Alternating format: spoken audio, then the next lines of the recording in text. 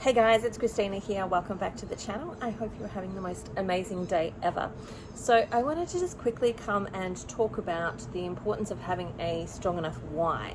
So this is the time of the year where everyone really starts to set sort of intentions. They start to think about New Year's resolutions, all of that type of stuff, and they start to think about and put energy into what do they want for 2023 or the year in front of them. And so as I'm seeing that take place on places like Facebook, etc.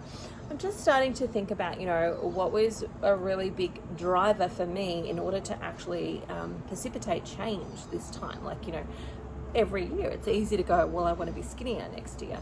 But what really makes the change? And I did a little post on my Facebook page yesterday about this, that there are four main reasons. Like, those who set New Year's resolutions are actually 42% more likely to actually achieve them or achieve their goals for the year than those that don't set any resolutions at all. It's about 6%. 4 to 6% off the top of my head that actually achieve their goals for the year without setting New Year's resolutions. And so it's actually a really good thing to set those resolutions because you are more likely to actually achieve them. However, out of those people that don't succeed, what are the four main reasons that they don't succeed? And of course, the first one is that they often set really complicated resolutions. So they're really vague, or like, I just want to lose weight, or I just want to do ... or they're really vague and not trackable, in the sense that they're not defined, or they're not easy to follow through on. Like, they'll set intentions of, like, I want to lose 100 kilos this year, which is so big and so grand and so great that it feels almost impossible for them to complete. Whereas if they broke that down into smaller goals, they might actually be more likely to complete those. And I was sharing in combination with that, a story that I'd read a couple of years ago, essentially about, there was a couple, and the wife set this intention that she wanted to lose weight and she wanted to be toned and skinny and trim and be bikini ready. Like, that was her intention for the year. And her husband, on the other hand, his resolution was that he was just going to go to the gym. So his resolution was, I'm going to go and walk through the doors of the gym. That was the only thing that he set in regards to that weight loss.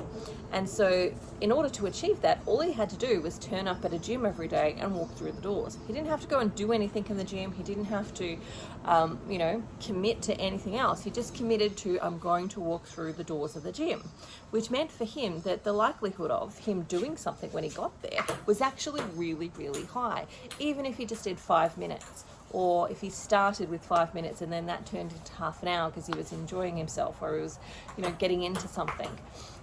And then there were days when he just turned up and walked through the door, got back in his car and drove home. But he'd completed it because it was simple.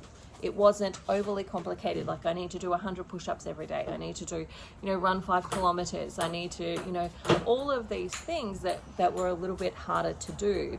He just made something nice, sweet, and simple. And at the end of the year, he'd actually fulfilled his resolution. Majority of the time, he'd gone to the gym and, at least walked through the doors, which is what he committed to. And for him, what then happened was that he lost weight, got stronger and more toned and more muscular by the end of it. His wife, on the other hand, did not. She actually had gained weight, felt worse about herself than she had before starting the resolution, and so on. And the simple change there was that she picked something she could complete. She picked something that was simple and easy for her to complete, whereas he had picked something that was simple and easy to complete. She had picked something that was a bit vague, overly complicated and challenging. So the number 2 reason that people tend to fail in their New Year's resolutions is that they don't make it trackable. It's not something that they can track, or they don't actually track it. So one of the things that I do for myself is every morning I wake up and I get my little book out and I track my blood glucose, my weight, anything else that I'm tracking on a daily basis, and then weekly I track measurements to see what's happening with my body. Tracking is super important to actually help you see where you're going and where you've come from. And I can certainly say there have been times in this journey where, for example, weight has not really changed. Like, it's gone up a kilo, down a kilo, up a kilo, down a kilo for a whole month. And that's been incredibly frustrating. But because I'm tracking other things like my blood glucose level, as well as my measurements, I can actually see that there has been some changes within my body versus, oh, I'm still on the same kilo, I'm going to give up, this is useless, it's not working, etc. So tracking as many different things as you can is really, really helpful. Number 3, when it comes to creating New Year's resolutions, is a lot of people actually forget what their New Year's resolution is. So they've gone and made this beautiful New Year's resolution. They remember it for the first couple of weeks, and then after that they start to forget what it actually was. Now this is where tracking is important because it helps you to remember exactly what you're doing. Also, putting it up on things like a vision board, changing your screensaver. Like on my phone, I have the thing that I want. All of those things actually really help you to keep it forefront of mind and help you remember what it is you're actually going for and why you're going for it. And the 4th reason that most people fail when it comes to their New Year's resolutions is that they set so many. They're like, I'm going to lose weight, I'm going to be buff, I'm going to be, read more books, I'm going to do this, and they've got so many of them. So it actually becomes overly complicated for them to actually achieve 1 to 2 things. Whereas if they focused and honed their attention to something that was really important to them and consolidated, then they would actually achieve more than what they would if they set out so many different things that they want to focus on for the year. So for me, I find that having a really good morning routine is actually really, really helpful for me in actually being able to achieve what I've achieved so far, which is 37 kilos, 81 pounds of weight loss last year so far. This year's a new year. And so it's been really, really helpful to actually break it down into bite-sized pieces, think about tracking it so that I can see what it is all the time and I can monitor what's happening over time, as well as being able to see what I want and have it in my forefront and not make it overly complicated. Like my morning routine of getting up, weighing, blood glucose testing, all of those types of things, putting it all down in my journal, then leads me to do the next thing, which actually tends to make a good result, and then the next thing that makes a good result. And I often find that I develop more things and I do more things just by focusing on that morning routine versus everything has to be perfect and I have to do all of these things. Because on the days when I don't do those things, it's still okay because I've still succeeded. So this whole conversation brings me back to the reason why.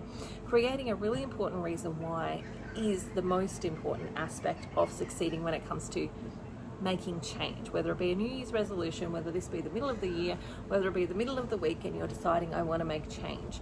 The thing that helps you create that change is having a good enough reason why. Now for me, when I started this journey, I didn't start because I wanted to lose weight. Losing weight absolutely is one of my favorite parts of it, but it didn't start because of that. It started because my blood glucose was really high and I needed to make a decision. Am I going to go on medication or am I going to do something about it? Am I going to put my mouth where my money is and do some action about it and change, or am I going to go on medication? And you can make those choices, but I knew for me that if I made the choice of going on medication, that there'd be a little part of me that would die, that I wouldn't feel congruent with what I do in the world, that I would be lacking in that space, and there would be a part of my personal spirit, soul, all of the things would feel completely out of alignment with what I believe to be true. And so I made a choice to do something about it. Now that choice was not just, I don't want to die. That's a big one, but it was more, I want my children to be able to experience this adventure that we're currently on. I want them to be able to explore and connect and do all of those amazing things. And in order to have that, I need to have energy. I need to feel good. I need to have brain focus. I need to be able to do all of the things that I need to do while traveling, like working still, creating videos and content, seeing my patients, doing all of that type of stuff. And in order to do that, I need to have energy. And in order to be able to enjoy the adventure and not be cranky and upset and frustrated about it all, I need to feel good. And so it was not just I don't want to die, it was also I need to feel good, I need to have energy so that my family can enjoy the adventure. But then it was even more than that when it was I want to document my experience so that I can guide and shine and lead the way for other people to be able to do the same, for them to be able to see that this is actually possible, that this is actually something that they can do. Because, you know, I've started this journey with at least 80 kilos that I want to lose. So that's a whole person that I want to release and let go of. And that can feel such like an overwhelming task to actually achieve. It can seem phenomenal to be able to achieve. And in my mind, I have achieved some of that previously, but never to the point where I'm doing it now. And so not only am I proving it to myself, I want to then prove that to other people, what is actually possible by documenting it. So my why went from, I just want to feel good, to I'm showing other people the way so that they can feel good too.